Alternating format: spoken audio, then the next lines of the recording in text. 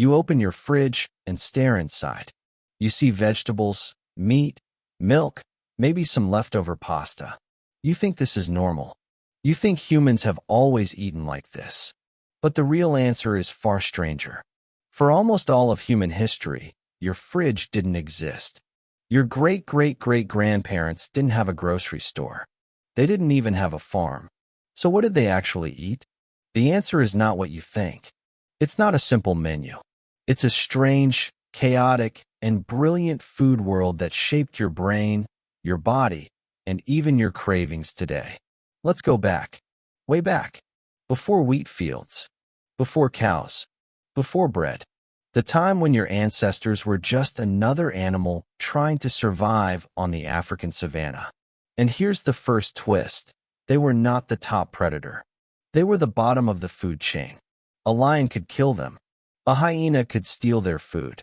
A vulture could spot their dead body from miles away. So how did a weak, slow, faungless ape become the most successful eater on Earth? The answer is hidden in what they put in their mouths. The popular story says early humans were big hunters.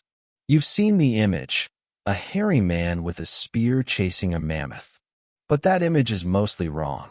The real diet was far less glamorous. It was mostly plants, roots, tubers, nuts, seeds, berries, insects, and a lot of scavenged meat. Yes, scavenged, not hunted. Your ancestors were nature's cleanup crew. They waited until a lion finished eating a zebra, then they moved in. They cracked open the bones, and they found something no other animal wanted, the marrow inside. That marrow was pure fat, pure energy, and it changed everything. A researcher named Pat Shipman studied ancient bone piles. She found cut marks on bones that were made after carnivore tooth marks. That means early humans didn't kill those animals. They came later. They used stone tools to smash the bones open. They were after the fatty marrow and the brains. This wasn't hunting. This was high-stakes leftovers. Why does that matter? Because fat is calorie-dense. Your brain runs on fat. And your brain was growing. Bigger. Faster. Hungrier. Another scientist, Leslie Aiello, proposed something called the expensive tissue hypothesis. Her idea is simple. Your brain is a gas guzzler. It uses about 20% of your energy, even though it's only 2% of your body weight. So to afford a bigger brain, your ancestors had to shrink something else. They shrank their gut. A big gut is needed to digest raw plants all day. A small gut is more efficient. But it needs high-quality food, like meat, like marrow, like cooked tubers. So the diet shifted from low-quality plants to high-energy foods. And that allowed your brain to triple in size. But wait, there's another twist. The hunter image? It arrived much later. For millions of years, your ancestors were mostly gatherers and scavengers. The real hunting revolution came with one invention: fire. Fire changed everything. It made tough meat soft. It made poisonous plants safe. It made starches digestible.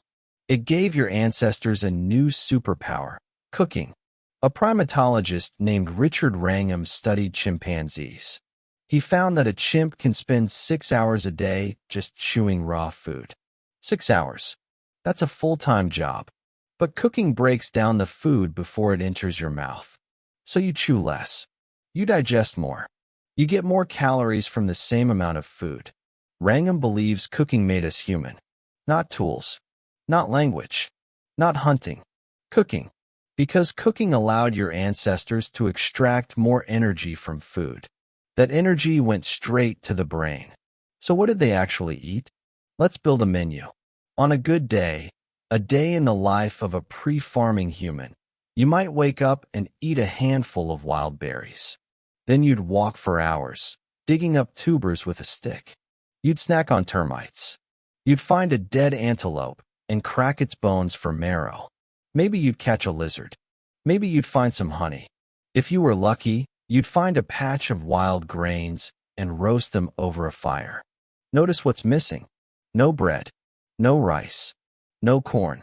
No dairy, no sugar, no salt shaker, no cooking oil, no breakfast cereal. The food was wild, seasonal, unpredictable, and that's the point. Pre-farming humans didn't have a diet. They had a constantly shifting menu.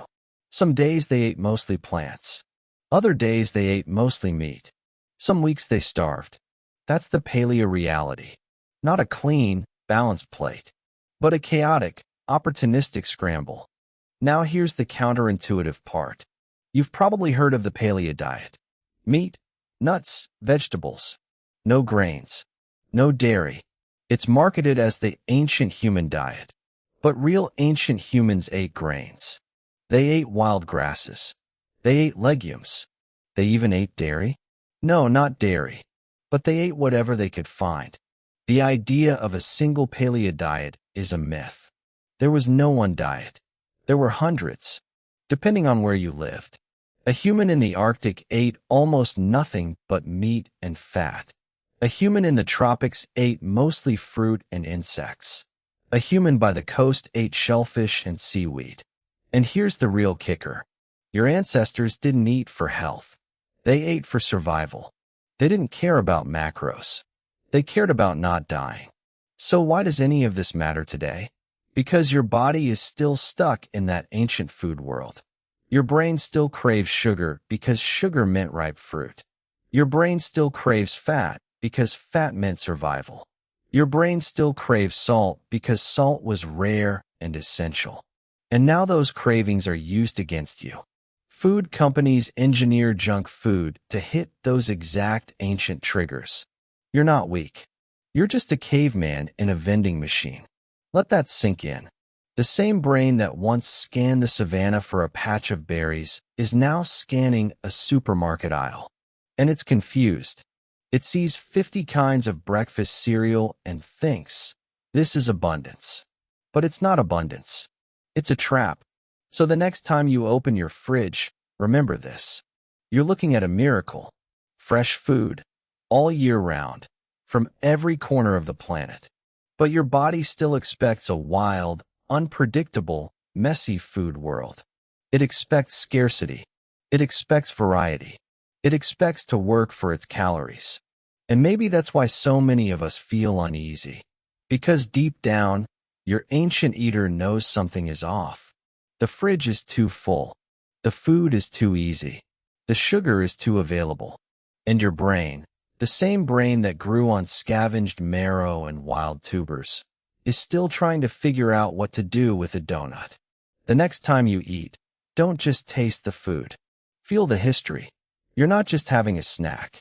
You're continuing a 2 million-year-old conversation between your body and the world.